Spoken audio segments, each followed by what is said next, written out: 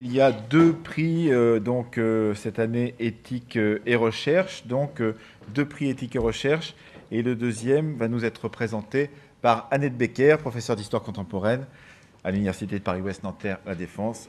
Rebonjour Annette, la parole est à toi.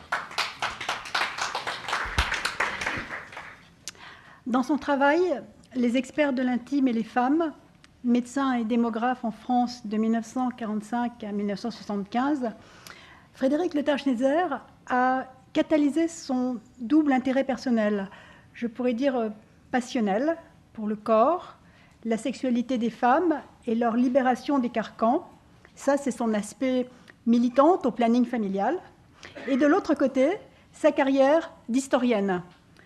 Professeure agrégée de lycée, elle a toujours pensé que la recherche pointue faisait partie aussi de ses obligations. Et je remercie vraiment fortement les membres du jury pour avoir compris tout cela. Je crois que leur prix récompense à la fois un travail historique et aussi la personne qui l'a réalisé. On est bien à la fois dans ce que le docteur Pierre Simon appelait l'éthique en acte et aussi l'engagement dans la cité. L'angle choisi est novateur et méthodologiquement très sûr. Partir de la parole scientifique, ou prétendument scientifique, sur le corps des femmes en tant que femmes et pas en tant qu'être humain, c'est-à-dire uniquement en tant que procréatrice, mère potentielle.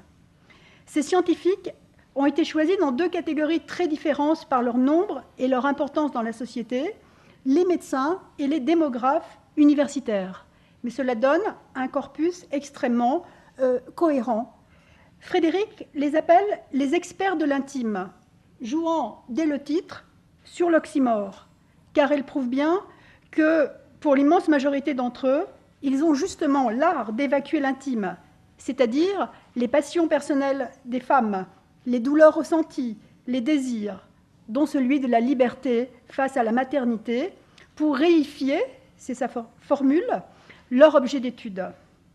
Experts certainement, quoi qu'on puisse se le demander pour un certain nombre d'entre eux, autoproclamés du fait de leur diplôme de médecin, de l'intime, cela reste à prouver. La thèse, je dirais, déréifie habilement les femmes. On peut lire en creux leurs désirs et leurs volontés, les dires des experts, la langue de bois souvent utilisée, et retournée du côté des femmes. On est ainsi, je crois, au croisement d'une histoire sociale et d'une histoire culturelle, des sciences et du genre. La thèse se présente en trois parties. Dans la première, Frédéric présente les sources utilisées, et je voudrais insister en particulier sur les thèses de médecine, qui sont pour les historiens des documents tout à fait extraordinaires et tout à fait sous-utilisés, parce qu'ils donnent une véritable photographie de la vie médicale, de la recherche, de l'idéologie des jeunes médecins et aussi, bien sûr, de leurs patrons. On a, avec ces sources, je dirais comme une construction au carré, avec la connaissance par les textes scientifiques et par les déclarations politiques, il y a un certain nombre de tracts militants, par exemple, de l'analyse idéologique de ces médecins et de ces démographes.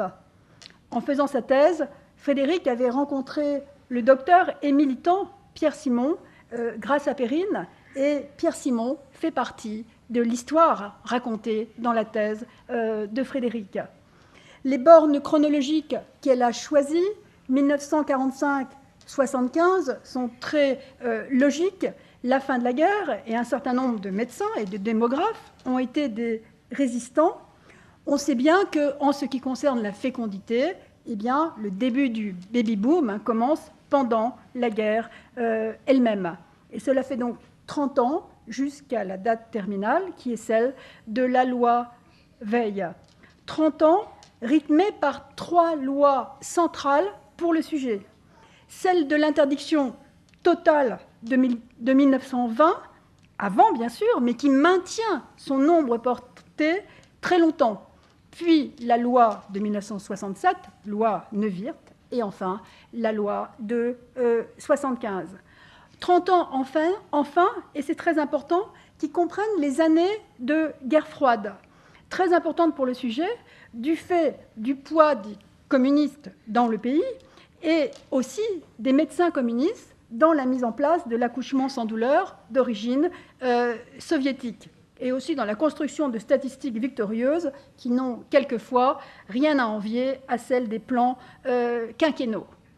30 ans enfin de déprise de la religion en France, ce qui est aussi bien sûr fort important, étant donné le poids des églises sur la vie procréatrice des couples. La deuxième partie, devenir mère, est centrée autour de la maternité. Tous les experts, et les Français en général, sont des natalistes convaincus. À partir de ce consensus, la thèse étudie le fait d'accoucher et se centre sur un fait si évident que personne ne l'a vraiment jamais étudié, la douleur de l'accouchement. L'histoire des douleurs longtemps balbutiantes est aujourd'hui une discipline de pointe, mais celle de l'accouchement, à cause de leur aspect naturel peut-être, ou parce qu'elles ne concernaient que les femmes, ont été oubliées.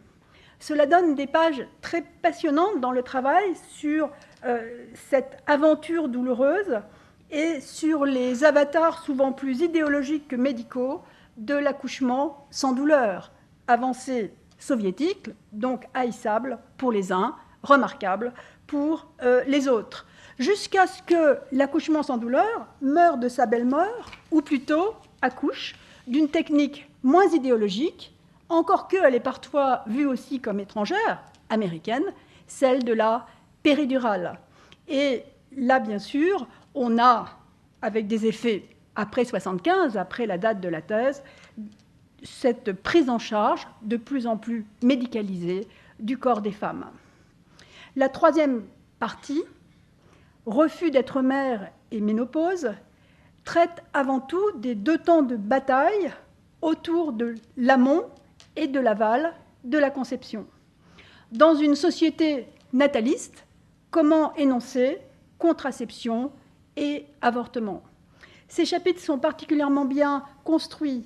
On voit comment les désirs natalistes perdent sans arrêt du terrain devant le concept de liberté des couples et des femmes. La ménopause trouve peu de place, et dans la thèse, et dans la réalité, parce qu'à ce moment-là, le corps des femmes n'a plus aucun intérêt pour la société. Page assez douce amère sur ce constat. Au total, la thèse de Frédéric prouve avec maestria que les discours des experts sur la douleur et la liberté des femmes sont de l'idéologie bien plus souvent que de la science. Son dernier mot, elle l'a fait exprès bien sûr, liberté. Le travail fait en effet passer l'idée de l'épanouissement des femmes dans la liberté de leur corps de celui du militantisme à celui de l'histoire. Ce prix, je crois, va lui offrir une autre liberté, celui d'être publié, et j'en remercie encore tous les membres du jury, ainsi bien sûr que Perrine Simon-Naomi.